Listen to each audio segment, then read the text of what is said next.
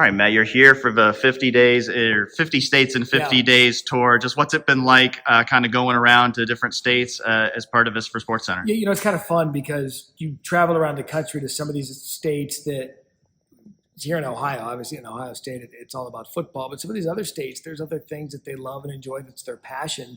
And so I guess going to some of these towns, learning about the people, learning about the sports that they love, and learning about things that they like to do within their community has been fun.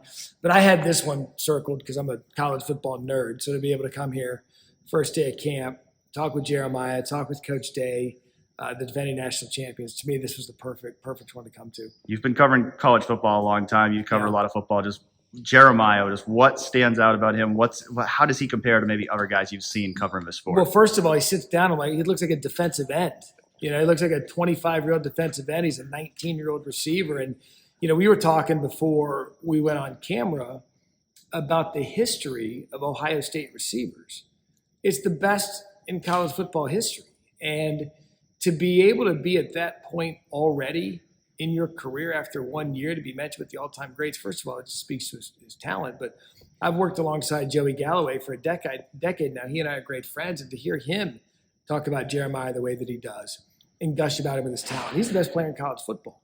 And this is just a couple of years after Marvin Harrison Jr. left and some of these other guys, Garrett Wilson, Chris Olave, Egbuka, Smith and Jigba. I mean, this is a university that just recently has NFL receivers. And the fact that he is that good, that young, and college football has to deal with him for 2 more years, that's a problem for everybody else but Ohio State. Just looking at Ohio State, what are just your overall impressions of this team going into 2025? So, look, it's obvious that there's some holes to plug after the guys departed for the national championship a year ago. But when you have a guy like Jeremiah back, you can build things around. The receivers are going to be good. Carnell's back. He's a great player. The quarterback's going to figure itself out at some point. If there's anybody who can figure out quarterback, it's Ryan Day, and we've seen him be able to replace a starter after a starter.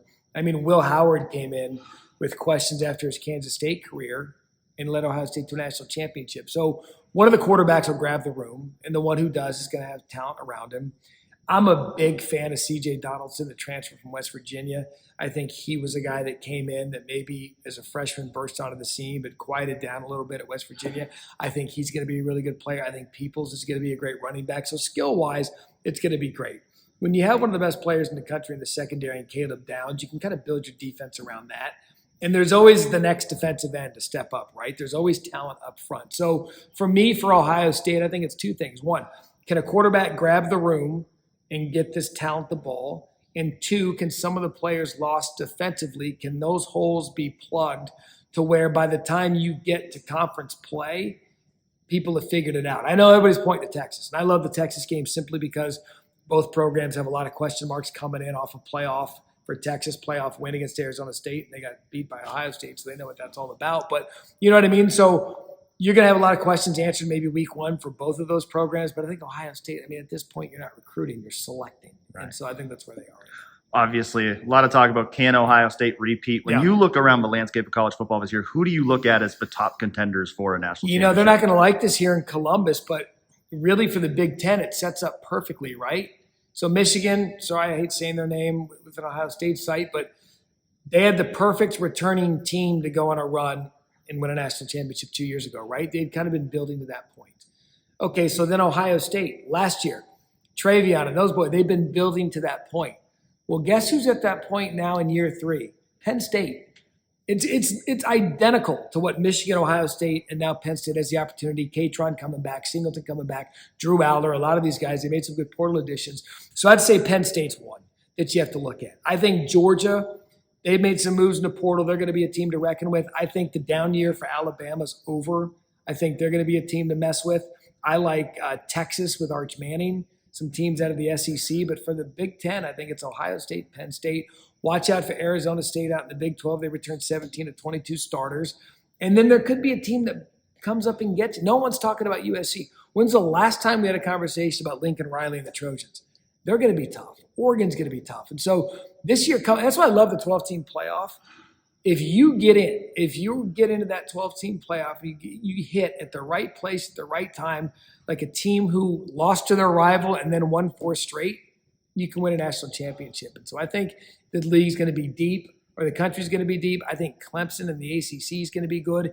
Can Mario Cristobal finally figure it out? I could sit here and make an argument for 20 teams to make the 12-team playoff, and I think that speaks to the health and the depth of the sport. Like about a month away now from that first week of a season. Just Yeah. what are the biggest things you're excited for, looking forward to this college football season? Just the opening weekend, just the sounds, the smells, the pageantry. To me, I think this is a prime example of this game, week 1, Ohio State and Texas. I love that schools are scheduling these big games to open up because you do learn a lot about it.